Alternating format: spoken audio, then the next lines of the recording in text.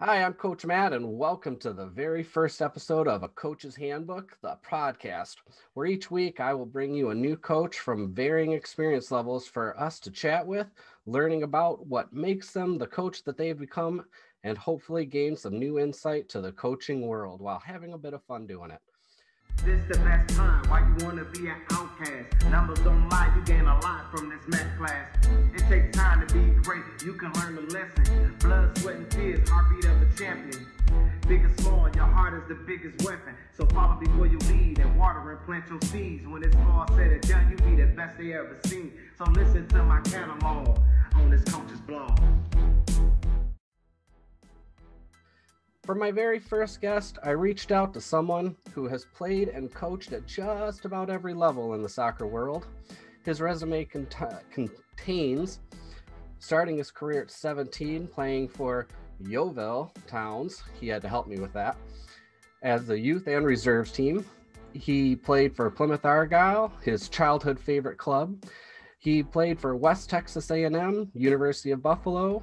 He played in the World University Games in Bangkok and Serbia. And he spent some time with Kalamazoo Outrage and Grand Rapids FC. He's also coached high school.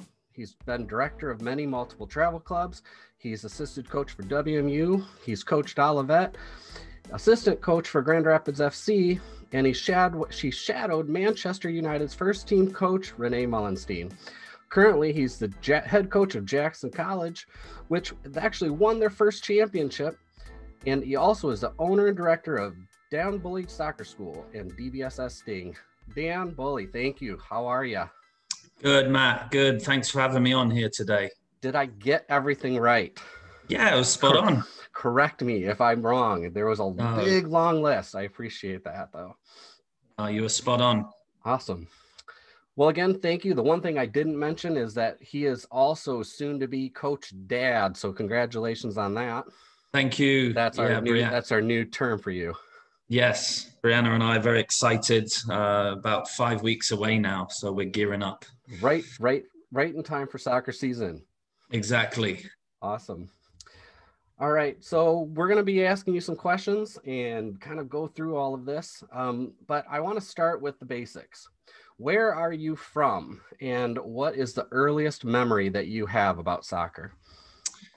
So I'm from a county in England called Devon. North Devon was where I was born. And I started playing pretty much as soon as I could walk. My dad and I would play in the house. We'd use the doors for goals. We just kicked the ball around, and it was mainly fun, for a lot of my younger years, just enjoying it, no pressure.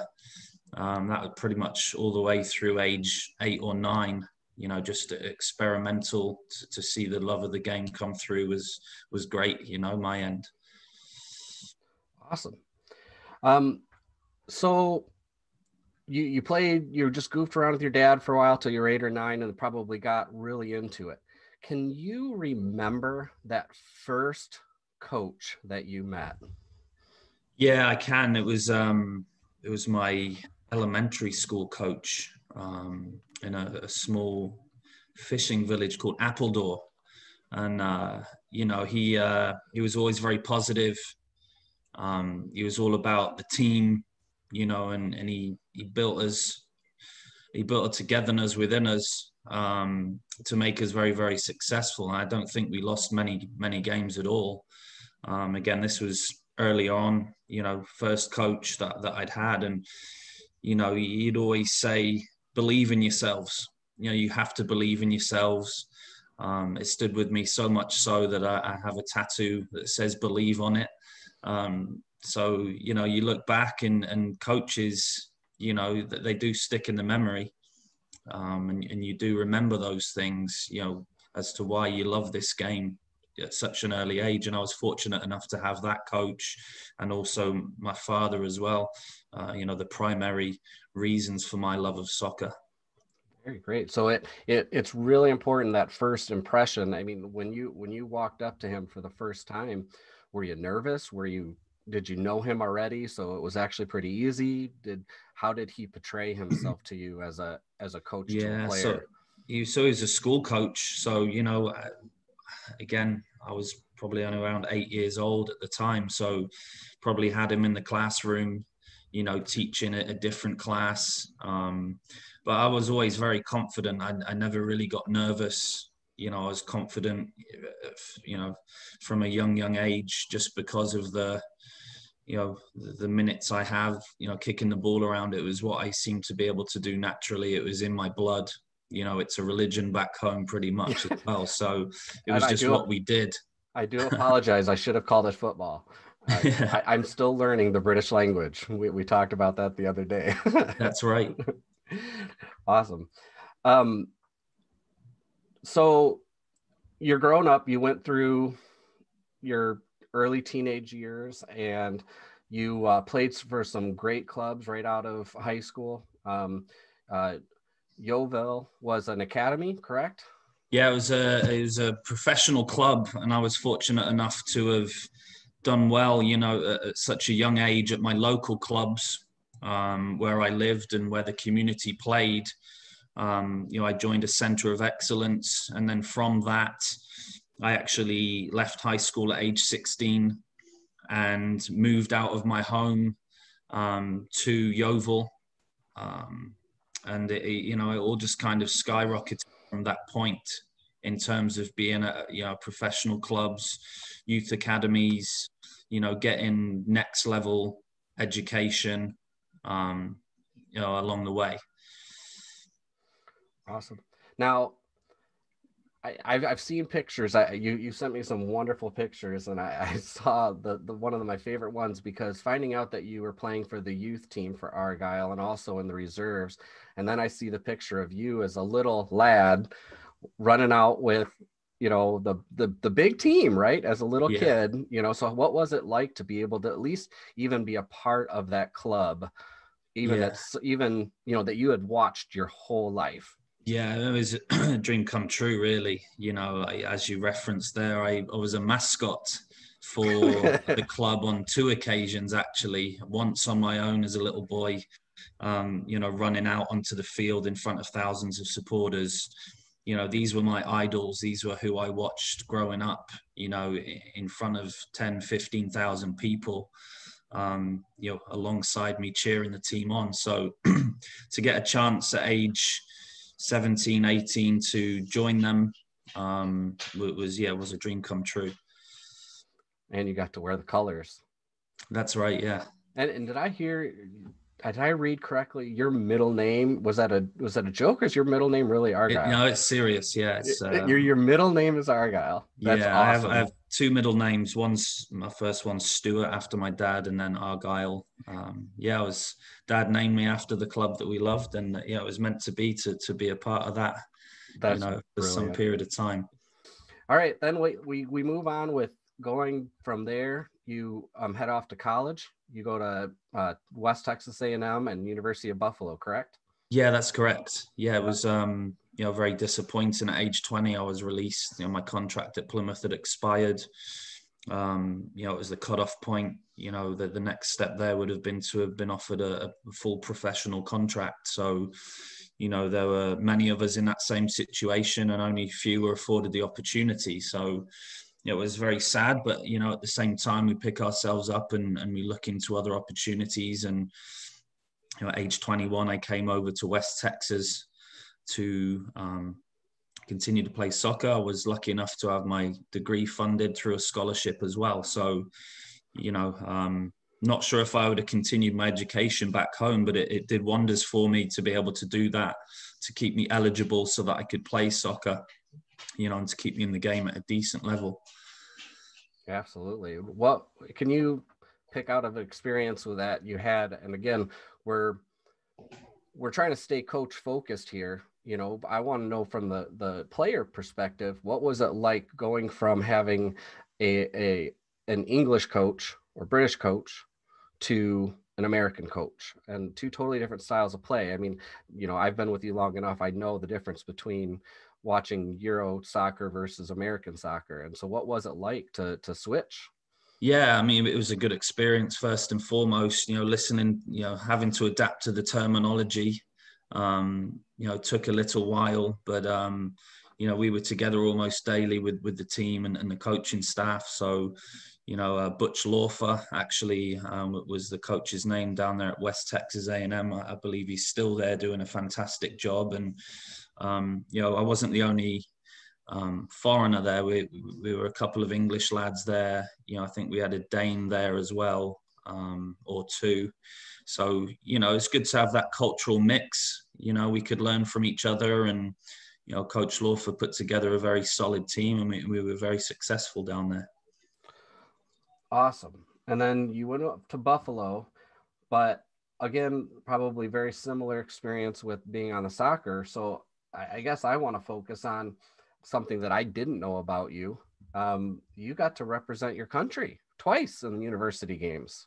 Yeah, this was during the summers, so I had 3 years in Buffalo, and in 2007, after a good college season, a fellow coach or a friend of the coach at West Texas and Buffalo invited me to come try out for the Great Britain colleges team, and this was to represent Great Britain in the World University Games. I believe it was the second or third biggest sporting event next to the Olympics and the Asian Games at the time. So wow. We were brushing shoulders with some phenomenal athletes, swimmers, track players, track stars, world records being broken there. A lot of these athletes were using these events to hone in their skills for the Olympics. So it's just a remarkable experience, and I was very proud to represent Great Britain and play alongside some great players as well. And did I read correctly? You even had a couple awesome plays that got you moving forward as a club too, right? Yeah, I had a couple of goals, a few assists. I think we finished fourth, which at the time was the best a Great Britain team had done at the event. I think we ended up losing to Canada in the semi-finals. But no, we did really well, and it was a great experience just being in and around that environment. We had national team staff on board, the physio, the trainers, the strength and conditioning coach. These were all top professionals. So to be able to be in that environment and learn and be a part of that, it stayed with me, and it allows me to apply it to this very day. Awesome. So we're here to learn about you as a coach. That's what I want everybody to take away. I want people to see these different coaches on this program and say, ooh, I can take something from that, or I can learn from that, or, this, that, and the other. So a lot of the next questions are geared towards that. First and foremost, I kind of asked this as a player, but now I want to ask you as a coach. Can you recall what you were feeling the first time you stood on a field looking at a team as a coach for the first time? Yeah, it was obviously a very different situation to being on the field, but I knew that I was equipped to be able to handle myself and hopefully pass down, the good traits that had been installed in me. I said a very, very different environment. Exciting though to be around the youth, to see them smile, laughing, goofing around. It's what age group was it your first time? Coming in, I mean, I was part of 2010. I was part of a collegiate team at Western Michigan under my mentor and good friend Stu Riddle. Awesome. But at the same time, I was with a local soccer club. So, varying ages, anywhere from 8 to 18. But worked with a lot of youth, and just to be, like I said, being in and around that environment was uplifting, and to be able to better them and help better them was incredible. Was it weird for them to call you coach? Yeah, a little bit. Yeah, I wrestled with that, whether they should call me coach or Dan, or something along those lines. But it's a discipline, and it's respect. So quickly learned that and went along with it. learn how to look when someone actually says coach. And Yes, that's it. that's me, right? Yeah, yeah. Uh, Great. How about the first ever game? Did you win? Did you lose? What did you take away from that first game as an experience as a coach? Yeah, I mean, it's going on about over 10 years ago now. So I You're honestly, young. You're I young. can't recall. Yeah, I can't recall that whether it was a win or a loss. And, you know, that's not a problem. I know what did occur was hopefully we improved and we got better. You know, if it was a younger team and we lost, you know, we understand that that's part and parcel of the game. You know, we have to learn how to lose. We have to see where we need to improve. Um, so, you know, we're always looking to learn and develop the players, you know, win, lose, or tie. I think as a coach myself, and I've coached for you now for 3 years, almost 4 years now. And that's the biggest thing I take away from you. I've coached for over 10 years, and I've been teaching sports for 25, right? But the biggest thing that I've learned from you is that it's not about winning and losing at this age. It's about development, and let's focus on that first. And I really have appreciated that over the last few years, and just kind of taking it away. And, you know, losing is a part of the game. I wrote about that in my blog that I just put out, and that, you know, it's amazing that my 9-year-old girls team, you know, actually understand that. And not only did they, you know, spend a lot of time losing, but now it's victories are sweet and they're great, and they've learned how to take away the little victories. Yes. Yeah, it's important. It really is. And, you know, you get the benefits of that down the road. I think we live in a time where instant gratification is what people want. And, you know, don't get me wrong, it's always nice to win. That's always a bonus. But, you know, sometimes we have to be patient. We have to learn. We have to develop so that we can reap those rewards down the road, you know, in a delayed gratification sense. Absolutely. So you've coached all levels. You just talked about that, all the way from high school, little kids, college, travel. You've even dabbled in semi-pro coaching a little bit. Um, Kind of a fun question: which age group or level group do you find the most difficult to deal with or work with, and Yeah, why? it's a good question.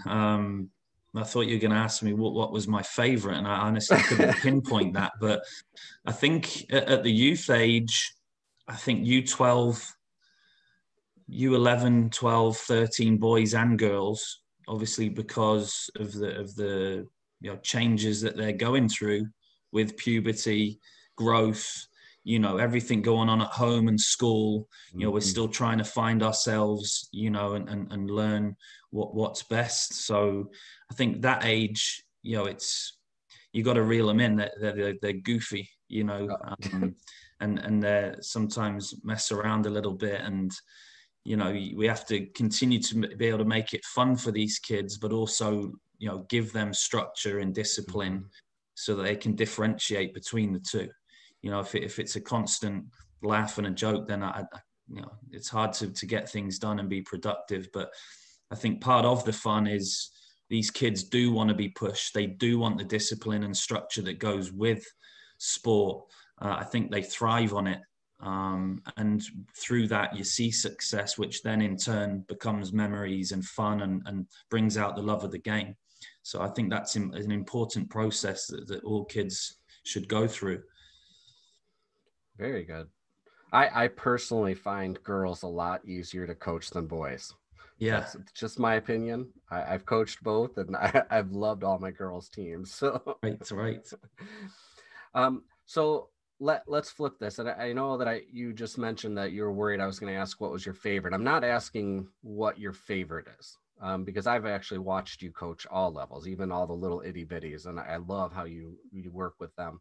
But which is the most fun for you? Like, which one do you? I know you like working, and you're a very hard worker. Your work ethic is amazing to me. But what's the most fun? What brings you the most joy? What age level? Yeah, I mean, it'd be easy to say that the collegiate players, you know, the Grand Rapids players, you know, seeing them have success. But I think deep down, I like to be on the go, and I'm the best possible coach for me when I'm on the go and I'm in the zone and I'm busy. So if that's running a training program where we have, you know, a handful of coaches and stations going on, I really do enjoy making it that entire session is flowing. I want to make sure my coaches, you know, they're down to the final second. The rotations are going as they should be. It's energetic. You know, sometimes with the indoor sessions here in the winter, we only get an hour, you know, time slot. And so my belief is that we need to make sure that we're putting 90 minutes of work into a 60-minute session. And for me as a coach, that the same goes for me. I need to be putting out so that these kids are feeding off of my excitement and my motivation. Even though we hope that the kids are self-motivated, but you know, we all hopefully leave that environment feeling fantastic, you know, feeling that we've all become better in our area. So, you know, going back to your question, I mean, that can consist of ages as young as 8 or 9 through, you know, age 15, if you like, you know, when we're trying to get that session in. Very good. So this is a very dry question, but I'm kind of curious. And this is probably geared towards any of the athletes that are watching or listening to this podcast. So they know, you know, what different coaches are thinking.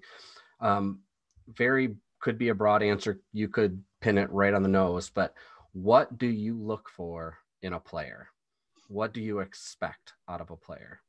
Yeah, obviously talent is great. You know, if we've got good genetics and we're the best player on the team, you know, it's always exciting to see that next level player. But for me, I wouldn't say I was naturally talented. I had to work from a young age to get to the levels of which I aspired to. And so, you know, going back to your question, for me personally, and I'm sure other coaches along the way will have different answers.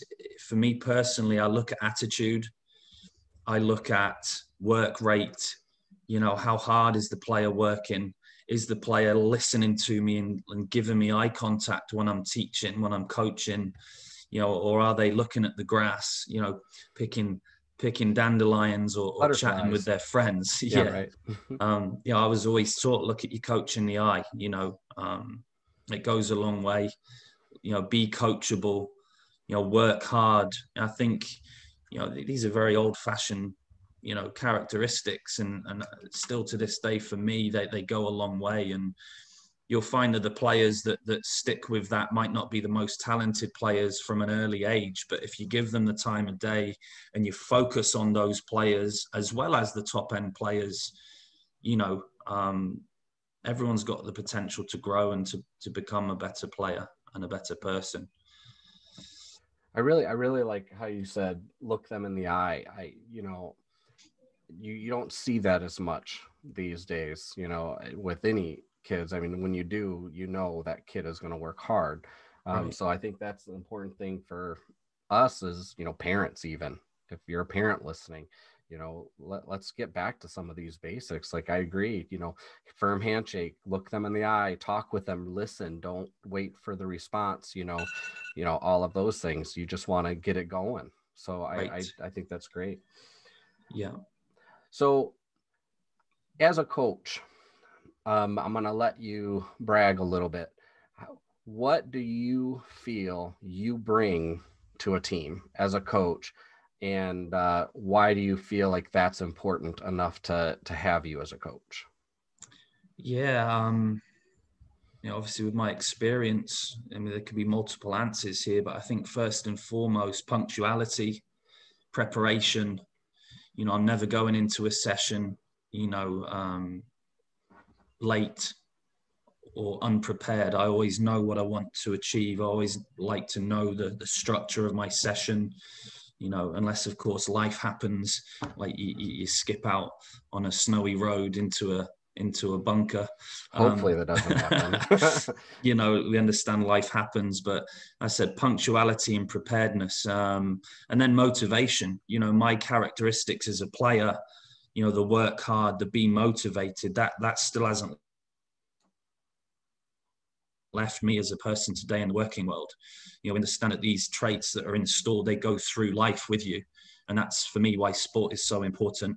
And so I think my level of motivation, you know, my willingness to help others succeed, I think that goes a long way with the kids. And if they can see that you're interested in them and that you're doing everything possible to make them better, I think you're going to get a better response from them and a better understanding as to why you're pushing them so hard, or why you're giving them constructive criticism. I think they'd be more inclined to listen and take that on board. All right. So now we're going to look at, and I again, we'll go back to, I've known you a few years now. I know that, you know, you do look at, not failure. You don't look at failure, but you look at losses as an opportunity. So describe a time. Can you remember a time as a coach where you felt you made a mistake? Like you made the wrong decision. You know, I really want people to understand that we all make mistakes, right? You know, so what was that time that you made a mistake, and then maybe even let down a player or a team, and how did you move forward from that? Yeah, I think early on in my collegiate coaching, I was at Olivet College, and I'd just replaced a fantastic coach, Chad Wiseman, who then moved to Western Michigan. He's doing a phenomenal job there. So to step into the culture that he had, it was a winning culture, fantastic record, great group of players. To step into that and, you know, in my first year, try and feed off of that a little bit and have a successful season. I think years 2 and 3 were a little bit lower in terms of, you know, positive results. So, you know, and I can't pinpoint one exact game, but and I'm sure that this translates over to my other coaching jobs at colleges and even in the youth field. You know, you know, I hold my hands up sometimes, you know, with the formation, you know, or the, you know, you say you're a goal up and you end up putting another defender back there, and you know what you've strengthened in the defense, you've lost up top. So you kind of have all this pressure coming onto you. And so I think there's a time and a place, and again, which is very appreciated by players, to say, you know what, the amount of times I've came at you as players for not giving me the work and the attitude, I think this time it's on me. You know, I will take part of the blame in terms of how I've set a team up. Have I not motivated you enough at the start of the game? You know, have we not prepared, you know, enough ahead of the game on the weekend? So, you know, I said there's a time and a place, and you know, sometimes we have to hold our hands up and, you know, and be humble. You know, we have to accept that. And I said we are very much a team. I know it's player and coach, but we're all in it together. And you know, we win and we lose and we take it on the chin together. Great words.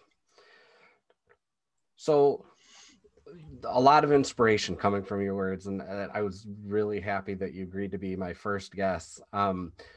So who inspired you as a coach? I mean, I know of, and I know one in particular, someone that you've worked with, but I also know of a few of them. But you know, who was your biggest influence as a coach, and who and why? What did they do to really push you and make you who you are today? Yeah, I think we touched on it before. I think the very first coach I had was inspiring in the sense that, you know, he made me and others believe in ourselves.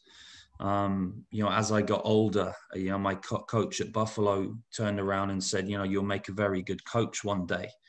You know, no doubt I was being a pest to him and giving my feedback as to how or what should be happening and who should, you know, be playing. But, you know, it stuck with me. Those words I didn't take lightly, and, you know, soccer's in my blood, and I have no idea what I would be doing if I wasn't coaching. You know, it would have been hard to have just hung the boots or the cleats up, and, you know, to be not involved with soccer. So, you know, then I have mentors along the way. Stu Riddle, who's currently the head coach at Northern Kentucky.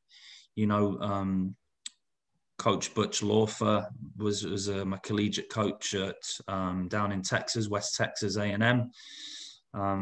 Erwin van Elst, who Coach Irwin's introduced me great. to, yeah, he's fantastic. And he's personal friends with Rene. He was the connection with Rene Mullenstein.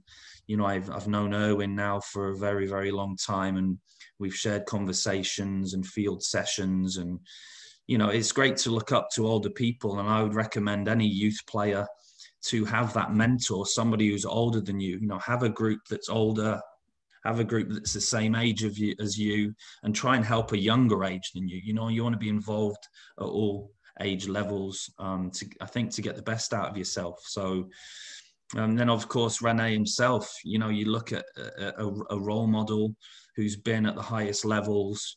I believe he's the assistant coach now with the Australian national team. He's been at Manchester United.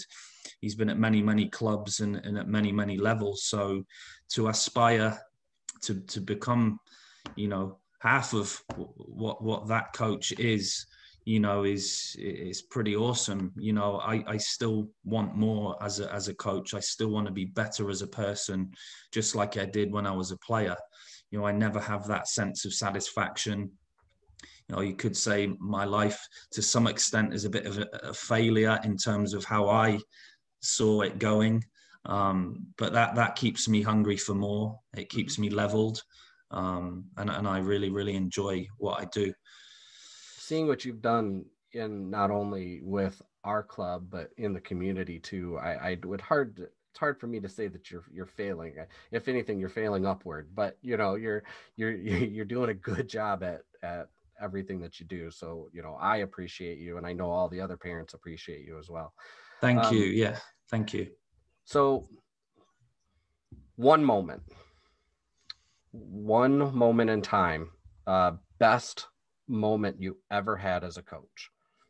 Just one in particular. It's a tough one. I think you know, you strive for that success. So I would say last year with Jackson College, it was the first conference championship we have had as a program. It was a cold, rainy day down at Lake Michigan. Yep. You know, it was a tied game. It was a 0-0 scoreline for most of the game. You know, even though we handled them earlier on in the season, you know, I think we ended up winning 1-0, and that clinched the championship for us. And so, you know, just to get that success at that level was, you know, we worked hard for it as a team. You know, I'd been waiting for a little bit at the collegiate level to get that conference championship. You know, like I said, it's, you know, we still want more and we still aspire to be more, but to have that feeling, it was great. And I said it was a small reward for the hard work that's been put in over the years.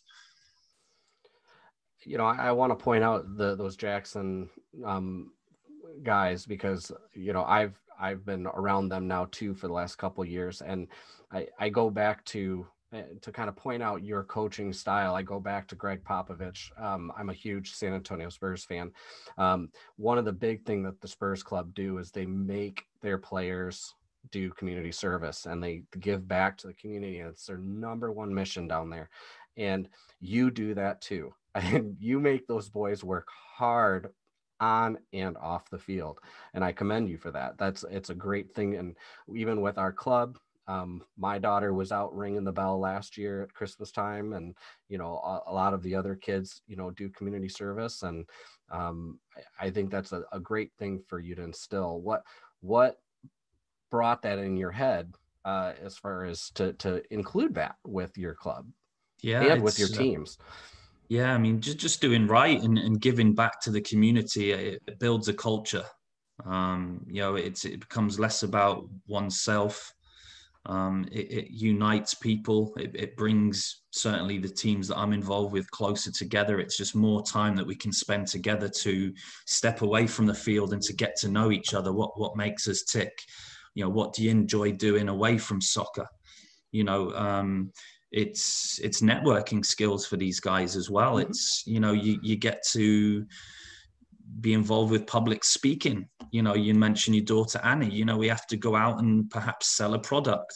You know, you've got an 8-year-old salesperson there. You know, and so just trying to feed these life skills off the field as much as possible. I said it goes a long way. I don't think, a small percentage, maybe one person in our club will be a professional.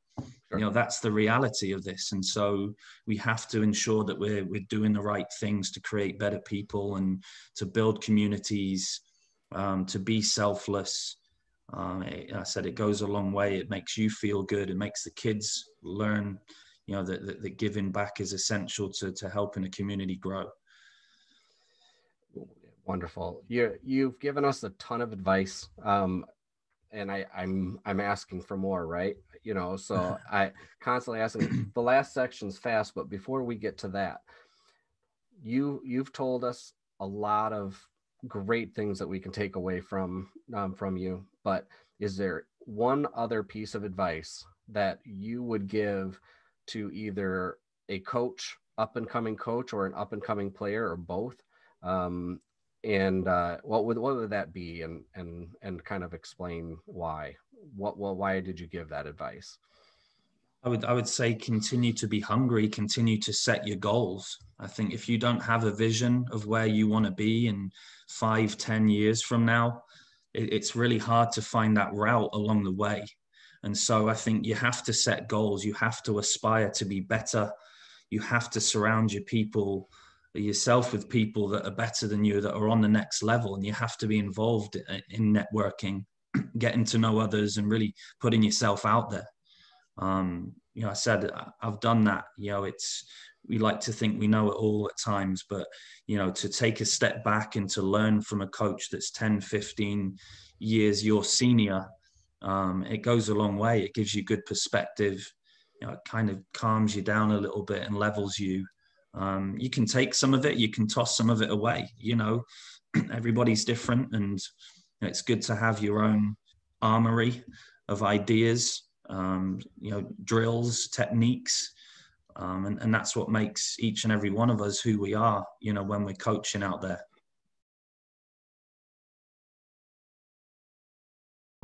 This is the speed round. All right. These last questions are all, you get 5 seconds, 7 seconds to answer one yes or no, one little short answer. This is hopefully going to be my favorite. Yeah. Because they're fun. We're getting away from all the seriousness now. I want to see you smile, right? Got it. So these are the speed questions. So first question, favorite sport you don't coach? Cricket. Cricket. Why cricket? Like baseball. Okay, the cricket. Okay. Sport you would like to try that you haven't yet? Tough one. Baseball. What, do you play cricket? I do. Less much over here.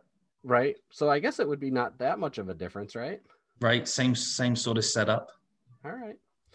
This is a more serious question, but would you rather retire as a forgotten coach with a winning record, or a famous coach known to lose championships?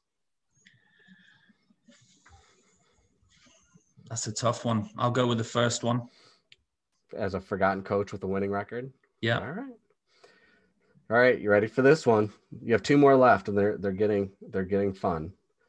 Would you rather sweat an embarrassing amount or need to hydrate every 5 minutes? I'd need to hydrate every 5 minutes. All right. And last question, Dan. Favorite, and I have my favorite, so I'm going to share this with you after. What is the favorite thing that Dan Bully has ever yelled during a game? Oh, it's a tough one. Probably just simply referee. Just that's your favorite? Referee. Just the question. Just open-ended. Really? What? Yeah. Referee? Yeah, it's said often enough. It's it's a regular occurrence.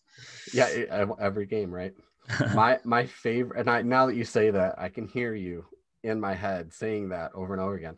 My favorite, I was watching you coach boys Super Y 2 years ago in the summer. the Super Y is it's a summer program that's almost like a championship kind of program, or an accelerated season, right? Usually the best of the best play it. And I was on the other side of the field with the parents, and again, I had no stakes in the game, otherwise I wanted to watch you coach. And I hear from across the field, boys, how about we try something different and play soccer? Yeah. I will remember that for the rest of my life. It was the funnest thing. Yeah. Dan, before we go, do you want to plug anything? Do you want to talk about your club at all? What would you like to do? This is your last moments. This is all for you. No, I mean, not really. I mean, I appreciate you and the staff, the coaches involved with our club personally, you know, the parents that support their kids to make them, you know, a part of the club. It's very much a family thing. And, you know, there's so many people out there, the referees, the league administrators that, you know, they put a lot of hard work in. You know, we are seeing a lack of referees now, you know, due to the abuse and, you know, that they get, and the stress that they're put under. So, you know, hopefully that will change, and you know, we can continue to grow as a club and a community, and to do good within all of those things. So, you know, I know you've been a big part of that. You know, very thankful for you and those that help out with the club. And, you know, we've got a great thing going, and, you know, best of luck with this. You know, glad I could be a part of the podcast here with the Coach's Handbook, and it'd be great to just see some of the feedback and some of the other coaches be involved. Absolutely. I hope it's going to definitely be soccer heavy, because that's where most of my contacts are, but we're hoping, I would like to get a big gambit of everybody. So yes. Dan Bully of Dan Bully Soccer School and DBSS Sting, also Jackson head coach.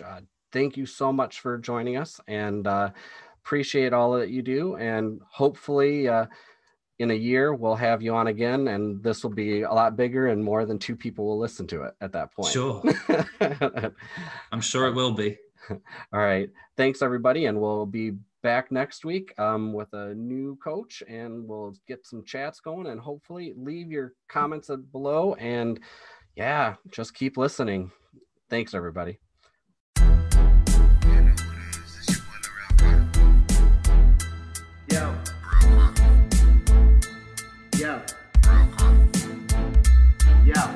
This the best time. Why you wanna be an outcast? Numbers don't lie, you gain a lot from this math class. It takes time to be great, you can learn the lesson. Blood, sweat, and tears, heartbeat of a champion. Big or small, your heart is the biggest weapon. So follow before you lead, and water and plant your seeds. When it's all said and done, you be the best they ever seen. So listen to my catalog on this coach's blog.